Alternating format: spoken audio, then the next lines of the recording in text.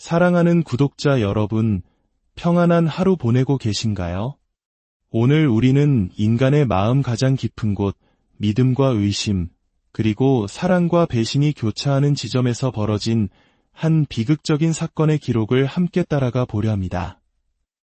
이야기는 단순히 한 사건의 진실을 파헤치는 것을 넘어 우리 각자의 삶과 신앙의 깊은 질문을 던지게 될 것입니다. 본격적인 이야기에 앞서 잠시 여러분의 도움이 필요합니다. 오늘의 이야기가 여러분의 마음에 울림을 준다면 좋아요와 구독으로 저희 채널에 힘을 실어주세요. 여러분의 작은 손길이 진실을 향한 빛을 더 널리 비추는 데 큰 도움이 됩니다. 주님의 은총이 여러분과 항상 함께 하시기를 기도합니다. 이야기는 차갑고 정적인 분위기의 경찰 신문실에서 시작됩니다.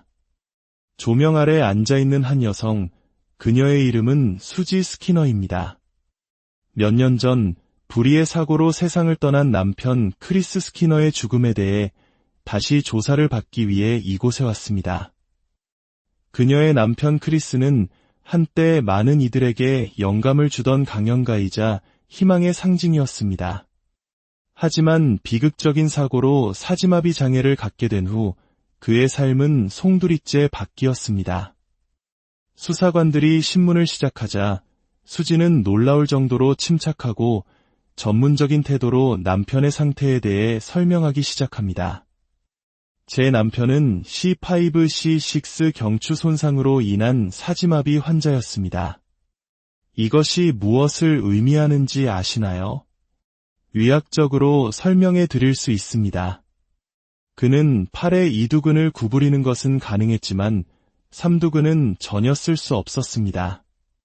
즉, 팔을 위로 든 상태에서는 스스로 내릴 수 없다는 뜻입니다. 왼쪽 손목은 어느 정도 움직일 수 있었지만 오른쪽은 그보다 기능이 더 떨어졌죠. 손에는 아무런 감각이 없었습니다. 아주 작은 감각조차 느낄 수 없었어요. 그녀의 설명은 너무나 상세하고 정확해서 듣는 이로 하여금 그녀가 얼마나 헌신적인 간병인이었는지를 짐작하게 합니다. 남편의 모든 움직임, 모든 한계를 뼛속까지 이해하고 있는 아내. 하지만 이 섬뜩할 정도의 전문성은 동시에 다른 가능성을 암시하기도 합니다. 그녀는 남편의 약점을 그 누구보다 잘 알고 있었고, 만약 그가 특정 상황에 놓딘다면 스스로를 보호할 수 없다는 사실 또한 정확히 인지하고 있었다는 것을 의미하기 때문입니다. 수사관들은 사건이 일어났던 운명의 그날 아침에 대해 묻습니다. 수지는 마치 오래전 기억을 더듬는 듯 천천히 입을 엽니다. 그날 밤 남편은 약 먹는 것을 잊었고 저 또한 챙겨주는 것을 깜빡했습니다. 그래서 밤새 한숨도 자지 못했어요. 아침이 되어서야 저는 늘 먹던 아침 약을 챙겨주었습니다. 그리고 그는 매일 아침 그랬던 것처럼 강아지를 산책시키러 나갔습니다. 그녀의 말은 여기서부터 이상한 방향으로 흐르기 시작합니다. 사실 남편은 일주일에 한 번꼴로 산책 중에 졸곤 했어요. 휠체어에 앉은 채로 꾸벅꾸벅 조는 거죠. 그래서 종종 농담처럼 말하곤 했어요. 내가 혹시 졸아서 길 밖으로 벗어나면 꼭 붙잡아줘라고요. 헌신적인 간병인이었던 그녀가 남편이 밤새 잠을 못 이룬 상태에서 졸음을 유발하는 약을 먹었다는 사실을 알면서도, 그리고 평소에도 산책 중 자주 존다는 것을 알면서도 왜 그날 아침에는 혼자 그를 내보냈을까요? 왜 그 위험한 순간에 그의 곁에 없었을까요?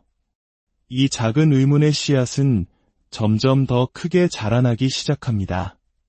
수지는 계속해서 자신의 행동을 정당화하려 합니다.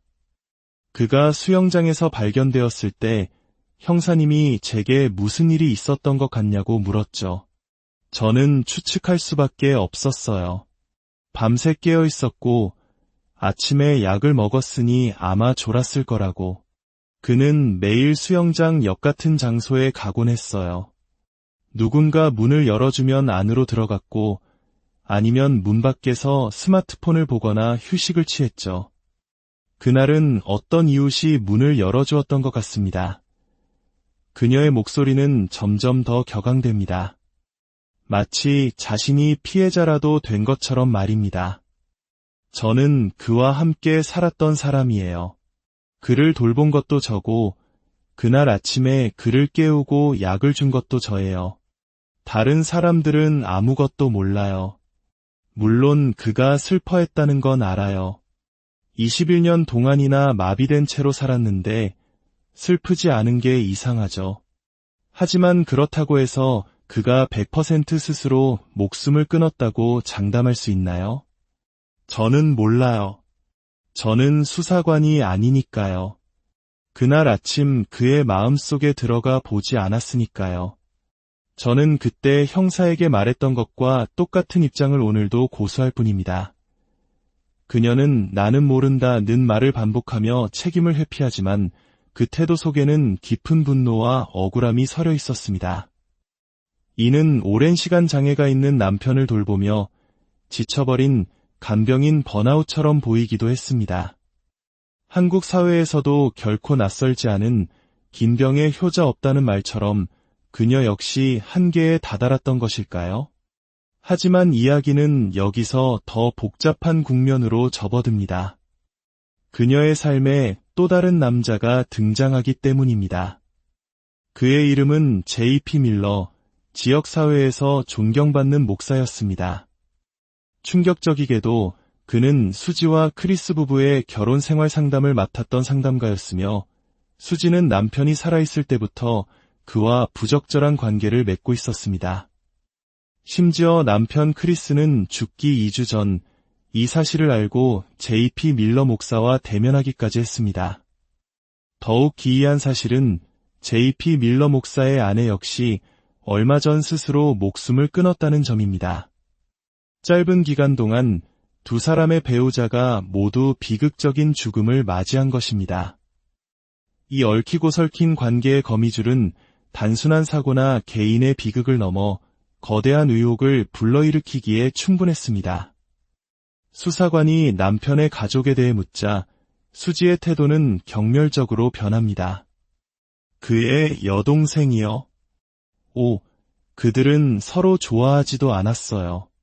남편은 여동생을 만날 때마다 단단히 마음의 준비를 해야 했죠.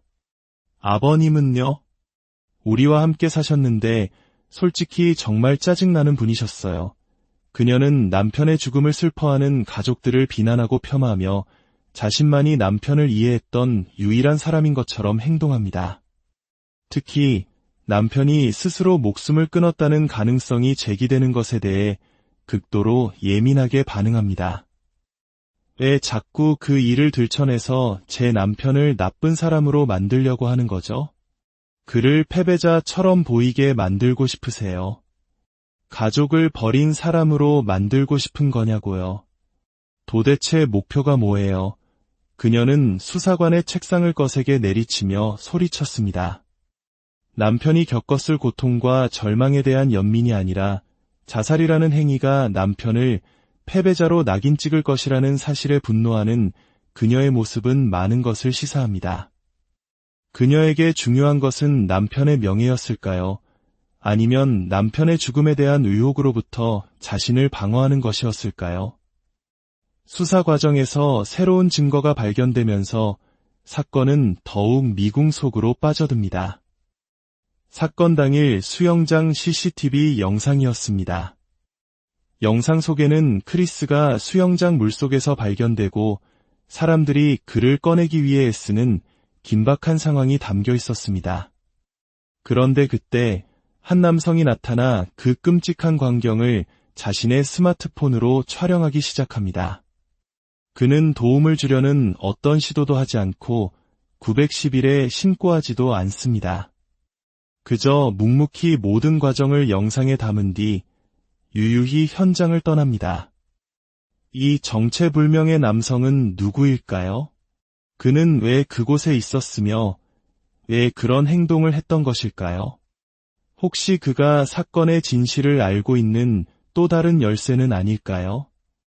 크리스의 가족들은 이 모든 의혹에 맞서 아들의 명예를 되찾고 진실을 밝히기 위해 힘겨운 싸움을 계속하고 있습니다. 그들은 성명서를 통해 이렇게 말했습니다. 정확한 사망 원인을 밝히는 것도 중요하지만 더 중요한 질문은 이것입니다. 강인함과 회복력, 그리고 다른 이들에게 동기를 부여하는 헌신으로 알려진 한 사람이 어떻게 그토록 비극적인 지점에 도달하게 되었는가? 어떤 요인과 영향이 그 결과를 초래했는가? 이 사건은 현재 FBI에서 증거를 분석하며 재수사가 진행 중입니다. 수지의 격정적인 부인, 미스터리한 목사와의 관계, 정체불명의 목격자, 그리고 진실을 찾으려는 가족들의 눈물.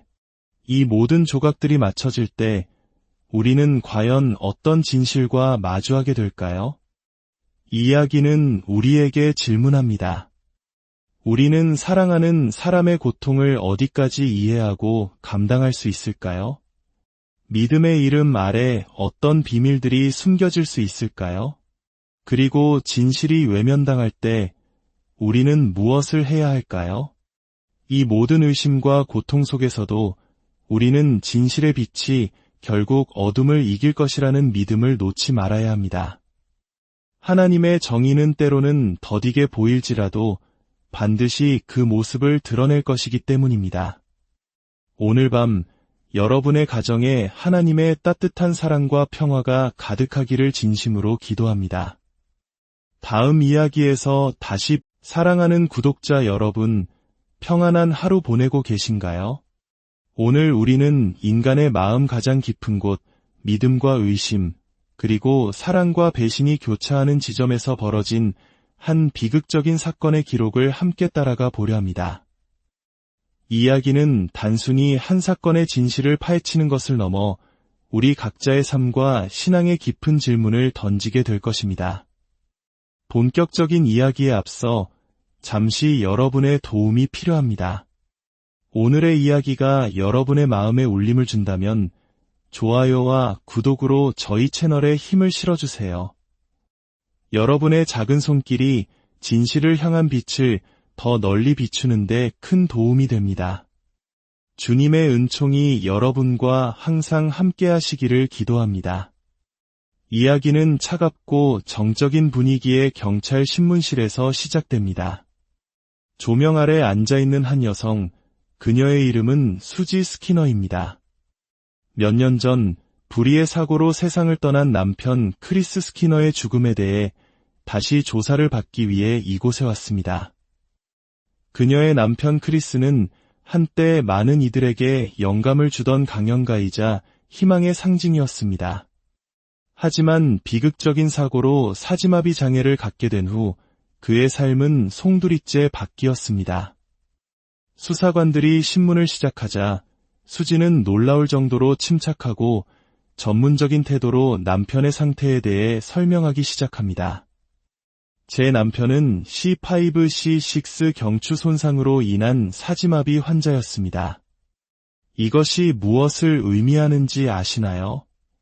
의학적으로 설명해 드릴 수 있습니다. 그는 팔의 이두근을 구부리는 것은 가능했지만 삼두근은 전혀 쓸 수 없었습니다.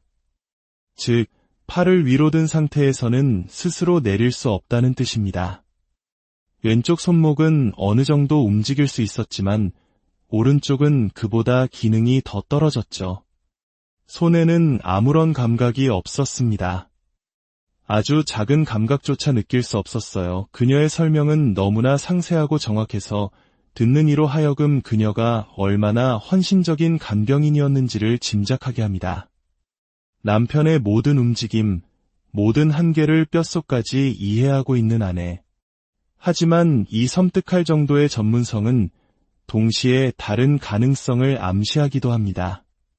그녀는 남편의 약점을 그 누구보다 잘 알고 있었고, 만약 그가 특정 상황에 놓인다면 스스로를 보호할 수 없다는 사실 또한 정확히 인지하고 있었다는 것을 의미하기 때문입니다. 수사관들은 사건이 일어났던 운명의 그날 아침에 대해 묻습니다. 수지는 마치 오래전 기억을 더듬는 듯 천천히 입을 엽니다. 그날 밤 남편은 약 먹는 것을 잊었고 저 또한 챙겨주는 것을 깜빡했습니다. 그래서 밤새 한숨도 자지 못했어요. 아침이 되어서야 저는 늘 먹던 아침 약을 챙겨주었습니다. 그리고 그는 매일 아침 그랬던 것처럼 강아지를 산책시키러 나갔습니다. 그녀의 말은 여기서부터 이상한 방향으로 흐르기 시작합니다. 사실 남편은 일주일에 한 번꼴로 산책 중에 졸곤 했어요. 휠체어에 앉은 채로 꾸벅꾸벅 조는 거죠. 그래서 종종 농담처럼 말하곤 했어요. 내가 혹시 졸아서 길 밖으로 벗어나면 꼭 붙잡아줘라고요. 헌신적인 간병인이었던 그녀가 남편이 밤새 잠을 못 이룬 상태에서 졸음을 유발하는 약을 먹었다는 사실을 알면서도, 그리고 평소에도 산책 중 자주 존다는 것을 알면서도 왜 그날 아침에는 혼자 그를 내보냈을까요? 왜 그 위험한 순간에 그의 곁에 없었을까요? 이 작은 의문의 씨앗은 점점 더 크게 자라나기 시작합니다. 수지는 계속해서 자신의 행동을 정당화하려 합니다.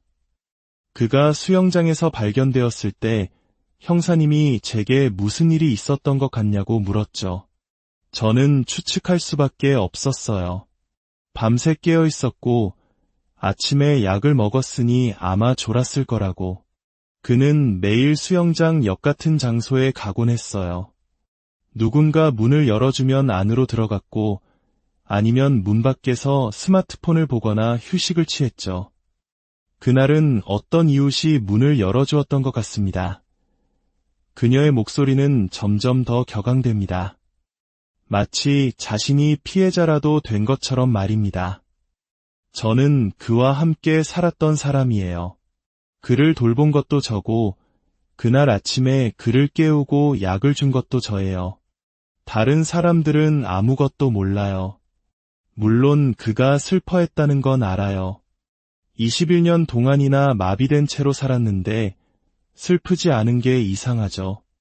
하지만 그렇다고 해서 그가 100% 스스로 목숨을 끊었다고 장담할 수 있나요? 저는 몰라요. 저는 수사관이 아니니까요. 그날 아침 그의 마음속에 들어가 보지 않았으니까요. 저는 그때 형사에게 말했던 것과 똑같은 입장을 오늘도 고수할 뿐입니다. 그녀는 나는 모른다는 말을 반복하며 책임을 회피하지만 그 태도 속에는 깊은 분노와 억울함이 서려 있었습니다. 이는 오랜 시간 장애가 있는 남편을 돌보며 지쳐버린 간병인 번아웃처럼 보이기도 했습니다. 한국 사회에서도 결코 낯설지 않은 긴 병에 효자 없다는 말처럼 그녀 역시 한계에 다다랐던 것일까요? 하지만 이야기는 여기서 더 복잡한 국면으로 접어듭니다. 그녀의 삶에 또 다른 남자가 등장하기 때문입니다. 그의 이름은 J.P. 밀러, 지역사회에서 존경받는 목사였습니다. 충격적이게도 그는 수지와 크리스 부부의 결혼 생활 상담을 맡았던 상담가였으며 수지는 남편이 살아있을 때부터 그와 부적절한 관계를 맺고 있었습니다. 심지어 남편 크리스는 죽기 2주 전 이 사실을 알고 J.P. 밀러 목사와 대면하기까지 했습니다. 더욱 기이한 사실은 J.P. 밀러 목사의 아내 역시 얼마 전 스스로 목숨을 끊었다는 점입니다. 짧은 기간 동안 두 사람의 배우자가 모두 비극적인 죽음을 맞이한 것입니다. 이 얽히고 설킨 관계의 거미줄은 단순한 사고나 개인의 비극을 넘어 거대한 의혹을 불러일으키기에 충분했습니다. 수사관이 남편의 가족에 대해 묻자 수지의 태도는 경멸적으로 변합니다. 그의 여동생이요? 그들은 서로 좋아하지도 않았어요. 남편은 여동생을 만날 때마다 단단히 마음의 준비를 해야 했죠. 아버님은요? 우리와 함께 사셨는데 솔직히 정말 짜증나는 분이셨어요. 그녀는 남편의 죽음을 슬퍼하는 가족들을 비난하고 폄하하며 자신만이 남편을 이해했던 유일한 사람인 것처럼 행동합니다. 특히 남편이 스스로 목숨을 끊었다는 가능성이 제기되는 것에 대해 극도로 예민하게 반응합니다. 왜 자꾸 그 일을 들춰내서 제 남편을 나쁜 사람으로 만들려고 하는 거죠? 그를 패배자처럼 보이게 만들고 싶으세요? 가족을 버린 사람으로 만들고 싶은 거냐고요? 도대체 목표가 뭐예요? 그녀는 수사관의 책상을 거세게 내리치며 소리쳤습니다. 남편이 겪었을 고통과 절망에 대한 연민이 아니라 자살이라는 행위가 남편을 패배자로 낙인 찍을 것이라는 사실에 분노하는 그녀의 모습은 많은 것을 시사합니다. 그녀에게 중요한 것은 남편의 명예였을까요? 아니면 남편의 죽음에 대한 의혹으로부터 자신을 방어하는 것이었을까요? 수사 과정에서 새로운 증거가 발견되면서 사건은 더욱 미궁 속으로 빠져듭니다. 사건 당일 수영장 CCTV 영상이었습니다. 영상 속에는 크리스가 수영장 물속에서 발견되고 사람들이 그를 꺼내기 위해 애쓰는 긴박한 상황이 담겨 있었습니다. 그런데 그때 한 남성이 나타나 그 끔찍한 광경을 자신의 스마트폰으로 촬영하기 시작합니다. 그는 도움을 주려는 어떤 시도도 하지 않고 910일에 신고하지도 않습니다.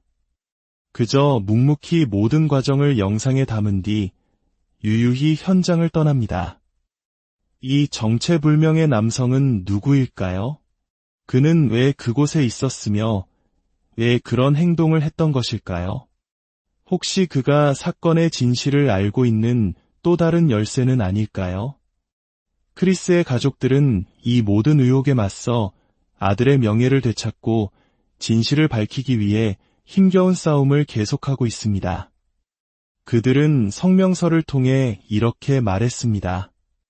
정확한 사망 원인을 밝히는 것도 중요하지만 더 중요한 질문은 이것입니다. 강인함과 회복력, 그리고 다른 이들에게 동기를 부여하는 헌신으로 알려진 한 사람이 어떻게 그토록 비극적인 지점에 도달하게 되었는가? 어떤 요인과 영향이 그 결과를 초래했는가? 이 사건은 현재 FBI에서 증거를 분석하며 재수사가 진행 중입니다. 수지의 격정적인 부인, 미스터리한 목사와의 관계, 정체불명의 목격자, 그리고 진실을 찾으려는 가족들의 눈물. 이 모든 조각들이 맞춰질 때 우리는 과연 어떤 진실과 마주하게 될까요? 이야기는 우리에게 질문합니다. 우리는 사랑하는 사람의 고통을 어디까지 이해하고 감당할 수 있을까요? 믿음의 이름 아래 어떤 비밀들이 숨겨질 수 있을까요? 그리고 진실이 외면당할 때 우리는 무엇을 해야 할까요? 이 모든 의심과 고통 속에서도 우리는 진실의 빛이 결국 어둠을 이길 것이라는 믿음을 놓지 말아야 합니다. 하나님의 정의는 때로는 더디게 보일지라도 반드시 그 모습을 드러낼 것이기 때문입니다.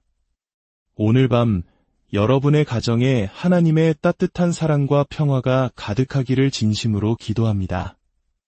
다음 이야기에서 다시 사랑하는 구독자 여러분, 평안한 하루 보내고 계신가요?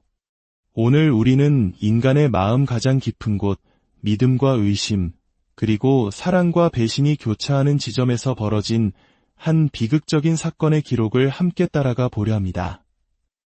이야기는 단순히 한 사건의 진실을 파헤치는 것을 넘어 우리 각자의 삶과 신앙의 깊은 질문을 던지게 될 것입니다. 본격적인 이야기에 앞서 잠시 여러분의 도움이 필요합니다. 오늘의 이야기가 여러분의 마음에 울림을 준다면 좋아요와 구독으로 저희 채널에 힘을 실어주세요. 여러분의 작은 손길이 진실을 향한 빛을 더 널리 비추는 데 큰 도움이 됩니다. 주님의 은총이 여러분과 항상 함께 하시기를 기도합니다. 이야기는 차갑고 정적인 분위기의 경찰 신문실에서 시작됩니다. 조명 아래 앉아있는 한 여성, 그녀의 이름은 수지 스키너입니다. 몇 년 전 불의의 사고로 세상을 떠난 남편 크리스 스키너의 죽음에 대해 다시 조사를 받기 위해 이곳에 왔습니다. 그녀의 남편 크리스는 한때 많은 이들에게 영감을 주던 강연가이자 희망의 상징이었습니다.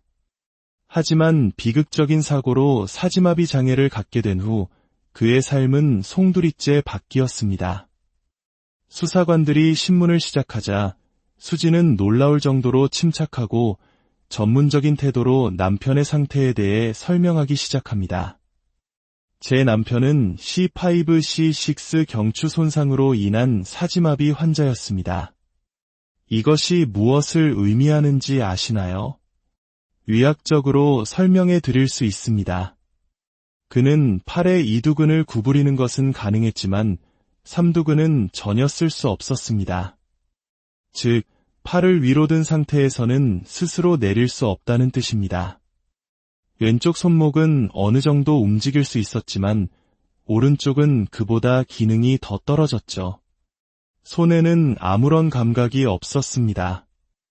아주 작은 감각조차 느낄 수 없었어요. 그녀의 설명은 너무나 상세하고 정확해서 듣는 이로 하여금 그녀가 얼마나 헌신적인 간병인이었는지를 짐작하게 합니다. 남편의 모든 움직임, 모든 한계를 뼛속까지 이해하고 있는 아내. 하지만 이 섬뜩할 정도의 전문성은 동시에 다른 가능성을 암시하기도 합니다. 그녀는 남편의 약점을 그 누구보다 잘 알고 있었고, 만약 그가 특정 상황에 놓딘다면 스스로를 보호할 수 없다는 사실 또한 정확히 인지하고 있었다는 것을 의미하기 때문입니다. 수사관들은 사건이 일어났던 운명의 그날 아침에 대해 묻습니다. 수지는 마치 오래전 기억을 더듬는 듯 천천히 입을 엽니다. 그날 밤 남편은 약 먹는 것을 잊었고 저 또한 챙겨주는 것을 깜빡했습니다. 그래서 밤새 한숨도 자지 못했어요. 아침이 되어서야 저는 늘 먹던 아침 약을 챙겨주었습니다. 그리고 그는 매일 아침 그랬던 것처럼 강아지를 산책시키러 나갔습니다. 그녀의 말은 여기서부터 이상한 방향으로 흐르기 시작합니다. 사실 남편은 일주일에 한 번꼴로 산책 중에 졸곤 했어요. 휠체어에 앉은 채로 꾸벅꾸벅 조는 거죠. 그래서 종종 농담처럼 말하곤 했어요. 내가 혹시 졸아서 길 밖으로 벗어나면 꼭 붙잡아줘라고요. 헌신적인 간병인이었던 그녀가 남편이 밤새 잠을 못 이룬 상태에서 졸음을 유발하는 약을 먹었다는 사실을 알면서도, 그리고 평소에도 산책 중 자주 존다는 것을 알면서도 왜 그날 아침에는 혼자 그를 내보냈을까요? 왜 그 위험한 순간에 그의 곁에 없었을까요? 이 작은 의문의 씨앗은 점점 더 크게 자라나기 시작합니다. 수지는 계속해서 자신의 행동을 정당화하려 합니다. 그가 수영장에서 발견되었을 때 형사님이 제게 무슨 일이 있었던 것 같냐고 물었죠. 저는 추측할 수밖에 없었어요. 밤새 깨어 있었고 아침에 약을 먹었으니 아마 졸았을 거라고. 그는 매일 수영장 옆 같은 장소에 가곤 했어요. 누군가 문을 열어주면 안으로 들어갔고 아니면 문 밖에서 스마트폰을 보거나 휴식을 취했죠. 그날은 어떤 이웃이 문을 열어주었던 것 같습니다. 그녀의 목소리는 점점 더 격앙됩니다. 마치 자신이 피해자라도 된 것처럼 말입니다. 저는 그와 함께 살았던 사람이에요. 그를 돌본 것도 저고 그날 아침에 그를 깨우고 약을 준 것도 저예요. 다른 사람들은 아무것도 몰라요. 물론 그가 슬퍼했다는 건 알아요. 21년 동안이나 마비된 채로 살았는데 슬프지 않은 게 이상하죠. 하지만 그렇다고 해서 그가 100% 스스로 목숨을 끊었다고 장담할 수 있나요? 저는 몰라요. 저는 수사관이 아니니까요.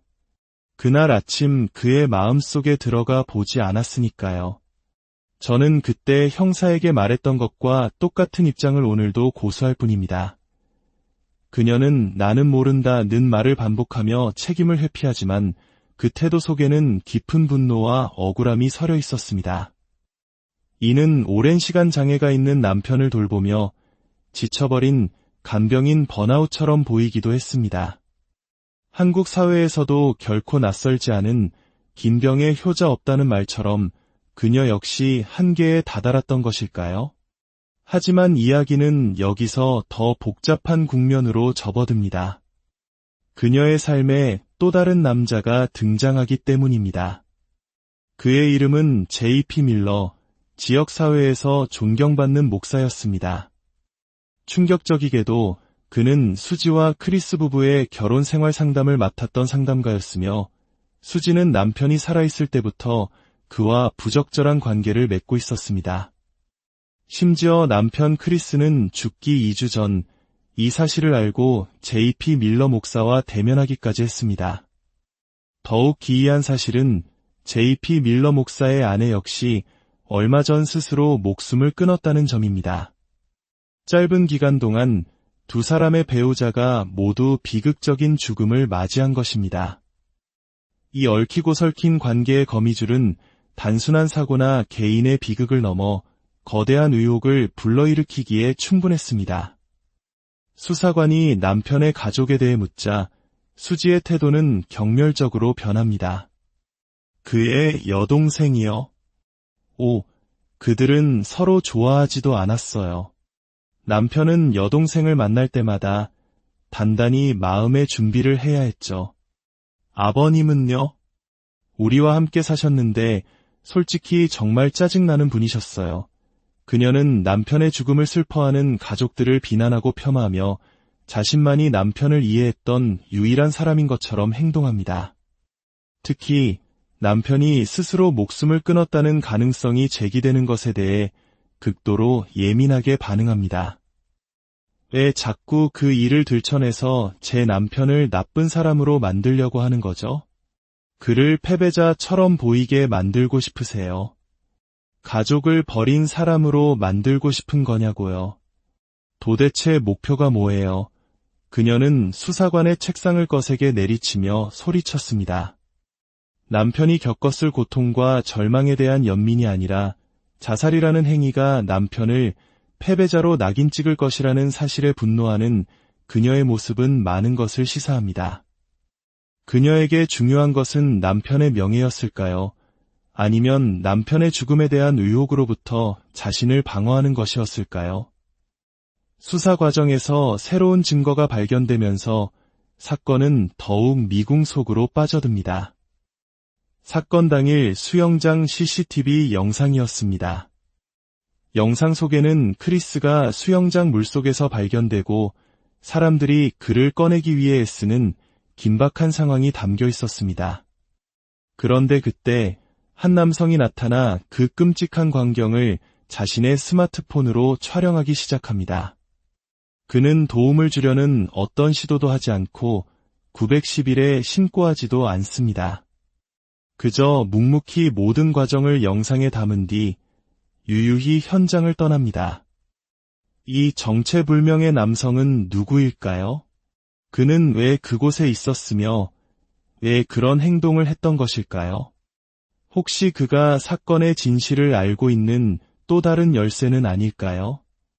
크리스의 가족들은 이 모든 의혹에 맞서 아들의 명예를 되찾고 진실을 밝히기 위해 힘겨운 싸움을 계속하고 있습니다.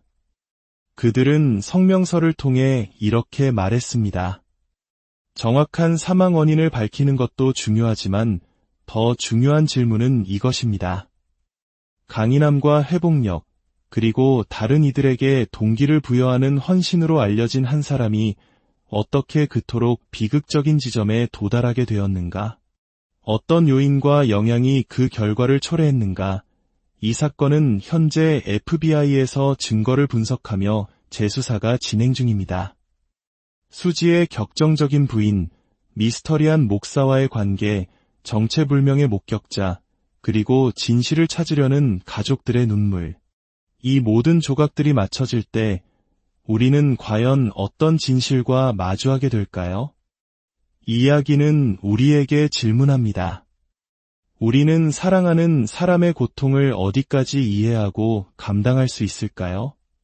믿음의 이름 아래 어떤 비밀들이 숨겨질 수 있을까요?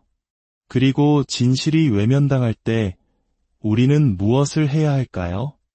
이 모든 의심과 고통 속에서도 우리는 진실의 빛이 결국 어둠을 이길 것이라는 믿음을 놓지 말아야 합니다. 하나님의 정의는 때로는 더디게 보일지라도 반드시 그 모습을 드러낼 것이기 때문입니다. 오늘 밤 여러분의 가정에 하나님의 따뜻한 사랑과 평화가 가득하기를 진심으로 기도합니다. 다음 이야기에서 다시 사랑하는 구독자 여러분, 평안한 하루 보내고 계신가요? 오늘 우리는 인간의 마음 가장 깊은 곳, 믿음과 의심, 그리고 사랑과 배신이 교차하는 지점에서 벌어진 한 비극적인 사건의 기록을 함께 따라가 보려 합니다. 이야기는 단순히 한 사건의 진실을 파헤치는 것을 넘어 우리 각자의 삶과 신앙의 깊은 질문을 던지게 될 것입니다. 본격적인 이야기에 앞서 잠시 여러분의 도움이 필요합니다. 오늘의 이야기가 여러분의 마음에 울림을 준다면 좋아요와 구독으로 저희 채널에 힘을 실어주세요. 여러분의 작은 손길이 진실을 향한 빛을 더 널리 비추는데 큰 도움이 됩니다. 주님의 은총이 여러분과 항상 함께 하시기를 기도합니다. 이야기는 차갑고 정적인 분위기의 경찰 신문실에서 시작됩니다. 조명 아래 앉아있는 한 여성, 그녀의 이름은 수지 스키너입니다. 몇 년 전 불의의 사고로 세상을 떠난 남편 크리스 스키너의 죽음에 대해 다시 조사를 받기 위해 이곳에 왔습니다. 그녀의 남편 크리스는 한때 많은 이들에게 영감을 주던 강연가이자 희망의 상징이었습니다. 하지만 비극적인 사고로 사지마비 장애를 갖게 된 후 그의 삶은 송두리째 바뀌었습니다. 수사관들이 신문을 시작하자 수지는 놀라울 정도로 침착하고 전문적인 태도로 남편의 상태에 대해 설명하기 시작합니다. 제 남편은 C5C6 경추 손상으로 인한 사지마비 환자였습니다. 이것이 무엇을 의미하는지 아시나요? 의학적으로 설명해 드릴 수 있습니다. 그는 팔의 이두근을 구부리는 것은 가능했지만 삼두근은 전혀 쓸 수 없었습니다. 즉, 팔을 위로 든 상태에서는 스스로 내릴 수 없다는 뜻입니다. 왼쪽 손목은 어느 정도 움직일 수 있었지만 오른쪽은 그보다 기능이 더 떨어졌죠. 손에는 아무런 감각이 없었습니다. 아주 작은 감각조차 느낄 수 없었어요. 그녀의 설명은 너무나 상세하고 정확해서 듣는 이로 하여금 그녀가 얼마나 헌신적인 간병인이었는지를 짐작하게 합니다. 남편의 모든 움직임, 모든 한계를 뼛속까지 이해하고 있는 아내. 하지만 이 섬뜩할 정도의 전문성은 동시에 다른 가능성을 암시하기도 합니다. 그녀는 남편의 약점을 그 누구보다 잘 알고 있었고, 만약 그가 특정 상황에 놓딘다면 스스로를 보호할 수 없다는 사실 또한 정확히 인지하고 있었다는 것을 의미하기 때문입니다. 수사관들은 사건이 일어났던 운명의 그날 아침에 대해 묻습니다. 수지는 마치 오래전 기억을 더듬는 듯 천천히 입을 엽니다. 그날 밤 남편은 약 먹는 것을 잊었고 저 또한 챙겨주는 것을 깜빡했습니다. 그래서 밤새 한숨도 자지 못했어요. 아침이 되어서야 저는 늘 먹던 아침 약을 챙겨주었습니다. 그리고 그는 매일 아침 그랬던 것처럼 강아지를 산책시키러 나갔습니다. 그녀의 말은 여기서부터 이상한 방향으로 흐르기 시작합니다. 사실 남편은 일주일에 한 번꼴로 산책 중에 졸곤 했어요. 휠체어에 앉은 채로 꾸벅꾸벅 조는 거죠. 그래서 종종 농담처럼 말하곤 했어요. 내가 혹시 졸아서 길 밖으로 벗어나면 꼭 붙잡아줘라고요. 헌신적인 간병인이었던 그녀가 남편이 밤새 잠을 못 이룬 상태에서 졸음을 유발하는 약을 먹었다는 사실을 알면서도, 그리고 평소에도 산책 중 자주 존다는 것을 알면서도 왜 그날 아침에는 혼자 그를 내보냈을까요? 왜 그 위험한 순간에 그의 곁에 없었을까요? 이 작은 의문의 씨앗은 점점 더 크게 자라나기 시작합니다. 수지는 계속해서 자신의 행동을 정당화하려 합니다. 그가 수영장에서 발견되었을 때 형사님이 제게 무슨 일이 있었던 것 같냐고 물었죠. 저는 추측할 수밖에 없었어요. 밤새 깨어 있었고 아침에 약을 먹었으니 아마 졸았을 거라고. 그는 매일 수영장 역 같은 장소에 가곤 했어요. 누군가 문을 열어주면 안으로 들어갔고, 아니면 문 밖에서 스마트폰을 보거나 휴식을 취했죠. 그날은 어떤 이웃이 문을 열어주었던 것 같습니다. 그녀의 목소리는 점점 더 격앙됩니다. 마치 자신이 피해자라도 된 것처럼 말입니다. 저는 그와 함께 살았던 사람이에요.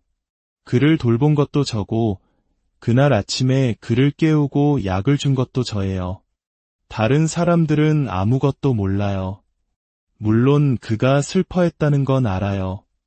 21년 동안이나 마비된 채로 살았는데 슬프지 않은 게 이상하죠.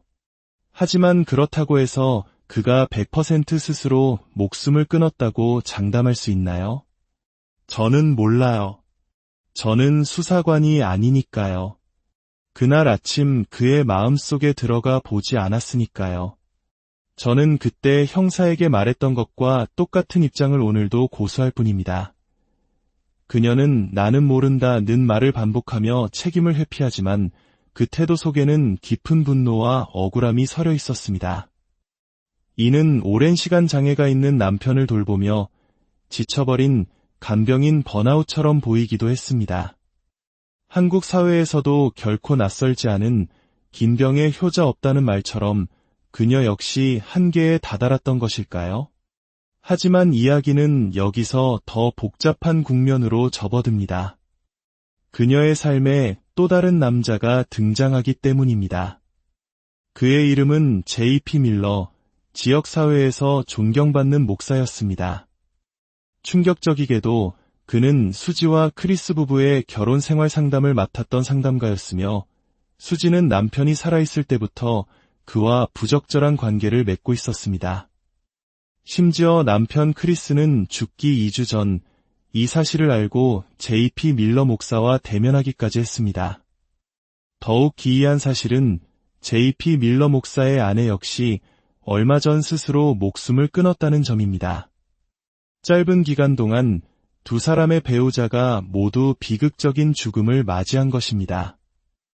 이 얽히고 설킨 관계의 거미줄은 단순한 사고나 개인의 비극을 넘어 거대한 의혹을 불러일으키기에 충분했습니다. 수사관이 남편의 가족에 대해 묻자 수지의 태도는 경멸적으로 변합니다. 그의 여동생이요? 그들은 서로 좋아하지도 않았어요.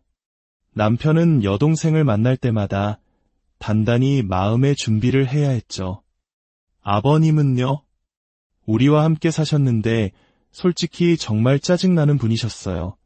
그녀는 남편의 죽음을 슬퍼하는 가족들을 비난하고 폄하하며 자신만이 남편을 이해했던 유일한 사람인 것처럼 행동합니다. 특히 남편이 스스로 목숨을 끊었다는 가능성이 제기되는 것에 대해 극도로 예민하게 반응합니다. 왜 자꾸 그 일을 들춰내서 제 남편을 나쁜 사람으로 만들려고 하는 거죠? 그를 패배자처럼 보이게 만들고 싶으세요? 가족을 버린 사람으로 만들고 싶은 거냐고요. 도대체 목표가 뭐예요? 그녀는 수사관의 책상을 거세게 내리치며 소리쳤습니다. 남편이 겪었을 고통과 절망에 대한 연민이 아니라 자살이라는 행위가 남편을 패배자로 낙인 찍을 것이라는 사실에 분노하는 그녀의 모습은 많은 것을 시사합니다. 그녀에게 중요한 것은 남편의 명예였을까요? 아니면 남편의 죽음에 대한 의혹으로부터 자신을 방어하는 것이었을까요? 수사 과정에서 새로운 증거가 발견되면서 사건은 더욱 미궁 속으로 빠져듭니다. 사건 당일 수영장 CCTV 영상이었습니다. 영상 속에는 크리스가 수영장 물속에서 발견되고 사람들이 그를 꺼내기 위해 애쓰는 긴박한 상황이 담겨 있었습니다. 그런데 그때 한 남성이 나타나 그 끔찍한 광경을 자신의 스마트폰으로 촬영하기 시작합니다. 그는 도움을 주려는 어떤 시도도 하지 않고 911에 신고하지도 않습니다. 그저 묵묵히 모든 과정을 영상에 담은 뒤 유유히 현장을 떠납니다. 이 정체불명의 남성은 누구일까요?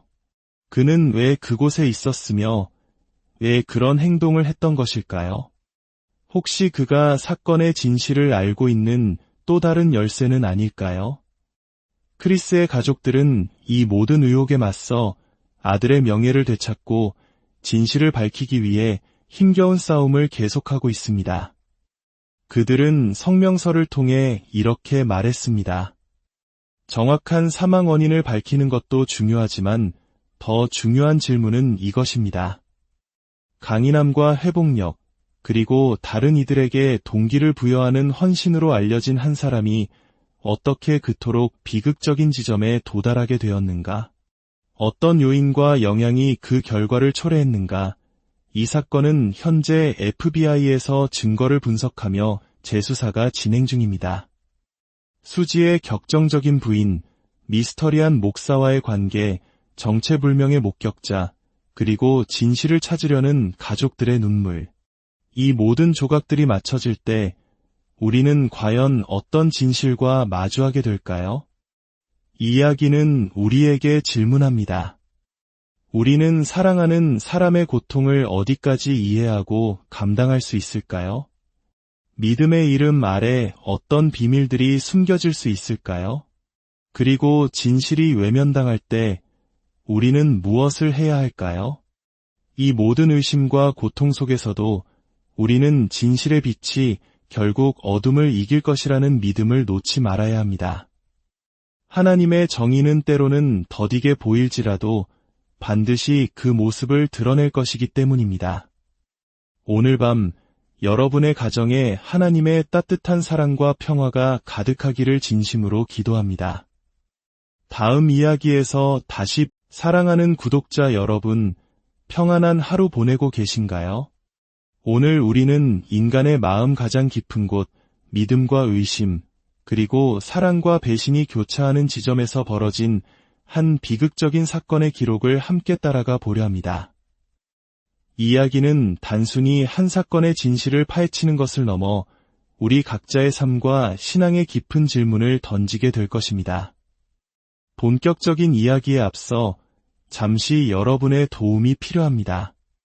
오늘의 이야기가 여러분의 마음에 울림을 준다면 좋아요와 구독으로 저희 채널에 힘을 실어주세요. 여러분의 작은 손길이 진실을 향한 빛을 더 널리 비추는데 큰 도움이 됩니다. 주님의 은총이 여러분과 항상 함께 하시기를 기도합니다. 이야기는 차갑고 정적인 분위기의 경찰 신문실에서 시작됩니다. 조명 아래 앉아있는 한 여성, 그녀의 이름은 수지 스키너입니다. 몇 년 전 불의의 사고로 세상을 떠난 남편 크리스 스키너의 죽음에 대해 다시 조사를 받기 위해 이곳에 왔습니다. 그녀의 남편 크리스는 한때 많은 이들에게 영감을 주던 강연가이자 희망의 상징이었습니다.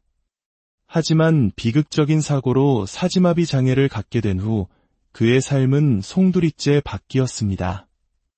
수사관들이 신문을 시작하자 수지는 놀라울 정도로 침착하고 전문적인 태도로 남편의 상태에 대해 설명하기 시작합니다. 제 남편은 C5C6 경추 손상으로 인한 사지마비 환자였습니다. 이것이 무엇을 의미하는지 아시나요? 의학적으로 설명해 드릴 수 있습니다. 그는 팔의 이두근을 구부리는 것은 가능했지만 삼두근은 전혀 쓸 수 없었습니다. 즉, 팔을 위로 든 상태에서는 스스로 내릴 수 없다는 뜻입니다. 왼쪽 손목은 어느 정도 움직일 수 있었지만 오른쪽은 그보다 기능이 더 떨어졌죠. 손에는 아무런 감각이 없었습니다. 아주 작은 감각조차 느낄 수 없었어요. 그녀의 설명은 너무나 상세하고 정확해서 듣는 이로 하여금 그녀가 얼마나 헌신적인 간병인이었는지를 짐작하게 합니다. 남편의 모든 움직임, 모든 한계를 뼛속까지 이해하고 있는 아내. 하지만 이 섬뜩할 정도의 전문성은 동시에 다른 가능성을 암시하기도 합니다. 그녀는 남편의 약점을 그 누구보다 잘 알고 있었고, 만약 그가 특정 상황에 놓인다면 스스로를 보호할 수 없다는 사실 또한 정확히 인지하고 있었다는 것을 의미하기 때문입니다. 수사관들은 사건이 일어났던 운명의 그날 아침에 대해 묻습니다. 수지는 마치 오래전 기억을 더듬는 듯 천천히 입을 엽니다.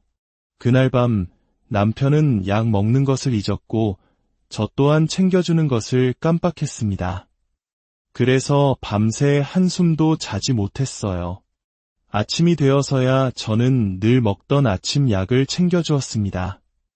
그리고 그는 매일 아침 그랬던 것처럼 강아지를 산책시키러 나갔습니다. 그녀의 말은 여기서부터 이상한 방향으로 흐르기 시작합니다. 사실 남편은 일주일에 한 번꼴로 산책 중에 졸곤 했어요. 휠체어에 앉은 채로 꾸벅꾸벅 조는 거죠.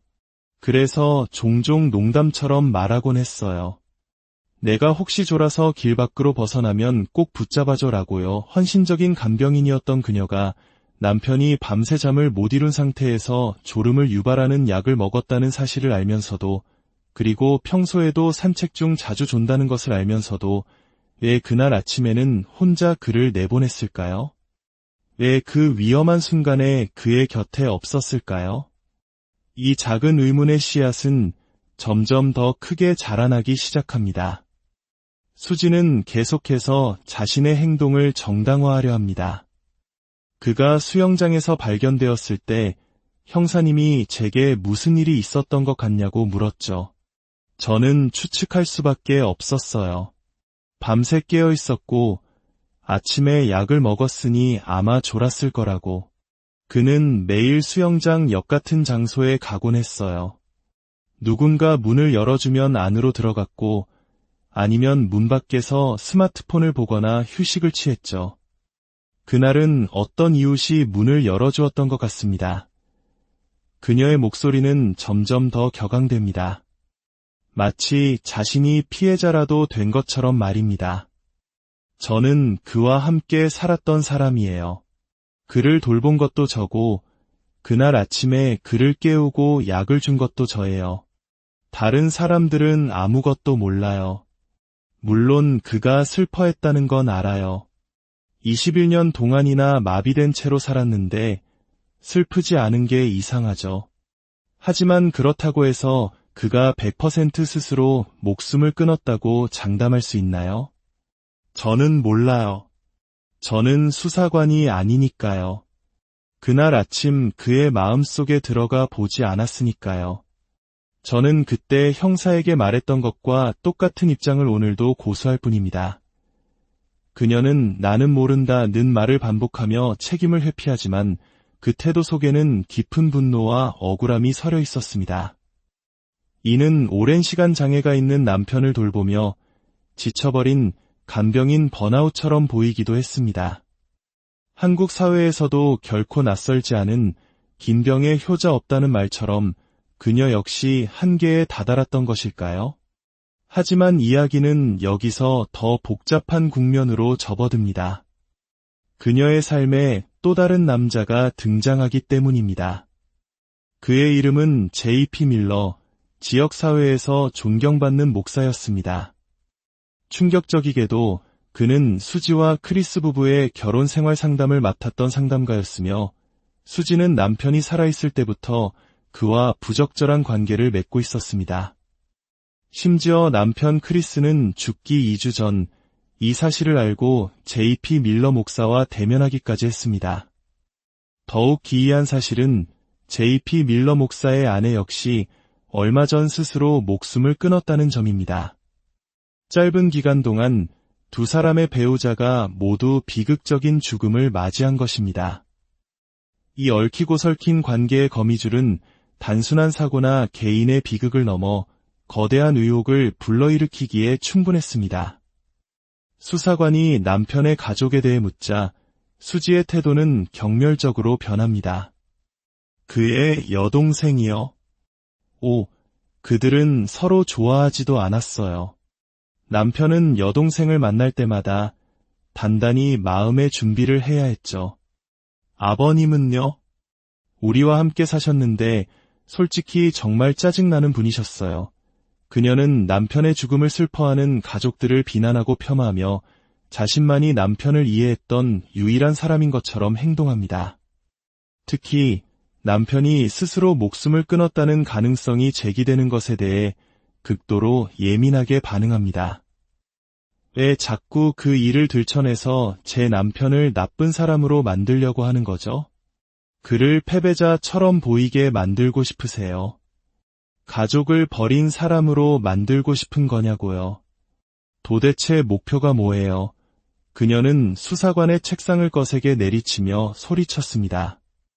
남편이 겪었을 고통과 절망에 대한 연민이 아니라 자살이라는 행위가 남편을 패배자로 낙인 찍을 것이라는 사실에 분노하는 그녀의 모습은 많은 것을 시사합니다. 그녀에게 중요한 것은 남편의 명예였을까요? 아니면 남편의 죽음에 대한 의혹으로부터 자신을 방어하는 것이었을까요? 수사 과정에서 새로운 증거가 발견되면서 사건은 더욱 미궁 속으로 빠져듭니다. 사건 당일 수영장 CCTV 영상이었습니다. 영상 속에는 크리스가 수영장 물속에서 발견되고 사람들이 그를 꺼내기 위해 애쓰는 긴박한 상황이 담겨 있었습니다. 그런데 그때 한 남성이 나타나 그 끔찍한 광경을 자신의 스마트폰으로 촬영하기 시작합니다. 그는 도움을 주려는 어떤 시도도 하지 않고 910일에 신고하지도 않습니다. 그저 묵묵히 모든 과정을 영상에 담은 뒤 유유히 현장을 떠납니다. 이 정체불명의 남성은 누구일까요? 그는 왜 그곳에 있었으며 왜 그런 행동을 했던 것일까요? 혹시 그가 사건의 진실을 알고 있는 또 다른 열쇠는 아닐까요? 크리스의 가족들은 이 모든 의혹에 맞서 아들의 명예를 되찾고 진실을 밝히기 위해 힘겨운 싸움을 계속하고 있습니다. 그들은 성명서를 통해 이렇게 말했습니다. 정확한 사망 원인을 밝히는 것도 중요하지만 더 중요한 질문은 이것입니다. 강인함과 회복력, 그리고 다른 이들에게 동기를 부여하는 헌신으로 알려진 한 사람이 어떻게 그토록 비극적인 지점에 도달하게 되었는가? 어떤 요인과 영향이 그 결과를 초래했는가? 이 사건은 현재 FBI에서 증거를 분석하며 재수사가 진행 중입니다. 수지의 격정적인 부인, 미스터리한 목사와의 관계, 정체불명의 목격자, 그리고 진실을 찾으려는 가족들의 눈물. 이 모든 조각들이 맞춰질 때 우리는 과연 어떤 진실과 마주하게 될까요? 이야기는 우리에게 질문합니다. 우리는 사랑하는 사람의 고통을 어디까지 이해하고 감당할 수 있을까요? 믿음의 이름 아래 어떤 비밀들이 숨겨질 수 있을까요? 그리고 진실이 외면당할 때 우리는 무엇을 해야 할까요? 이 모든 의심과 고통 속에서도 우리는 진실의 빛이 결국 어둠을 이길 것이라는 믿음을 놓지 말아야 합니다. 하나님의 정의는 때로는 더디게 보일지라도 반드시 그 모습을 드러낼 것이기 때문입니다. 오늘 밤 여러분의 가정에 하나님의 따뜻한 사랑과 평화가 가득하기를 진심으로 기도합니다. 다음 이야기에서 다시 사랑하는 구독자 여러분, 평안한 하루 보내고 계신가요? 오늘 우리는 인간의 마음 가장 깊은 곳, 믿음과 의심, 그리고 사랑과 배신이 교차하는 지점에서 벌어진 한 비극적인 사건의 기록을 함께 따라가 보려 합니다. 이야기는 단순히 한 사건의 진실을 파헤치는 것을 넘어 우리 각자의 삶과 신앙의 깊은 질문을 던지게 될 것입니다. 본격적인 이야기에 앞서 잠시 여러분의 도움이 필요합니다. 오늘의 이야기가 여러분의 마음에 울림을 준다면 좋아요와 구독으로 저희 채널에 힘을 실어주세요. 여러분의 작은 손길이 진실을 향한 빛을 더 널리 비추는 데 큰 도움이 됩니다. 주님의 은총이 여러분과 항상 함께 하시기를 기도합니다. 이야기는 차갑고 정적인 분위기의 경찰 신문실에서 시작됩니다. 조명 아래 앉아있는 한 여성, 그녀의 이름은 수지 스키너입니다. 몇 년 전 불의의 사고로 세상을 떠난 남편 크리스 스키너의 죽음에 대해 다시 조사를 받기 위해 이곳에 왔습니다. 그녀의 남편 크리스는 한때 많은 이들에게 영감을 주던 강연가이자 희망의 상징이었습니다. 하지만 비극적인 사고로 사지마비 장애를 갖게 된 후 그의 삶은 송두리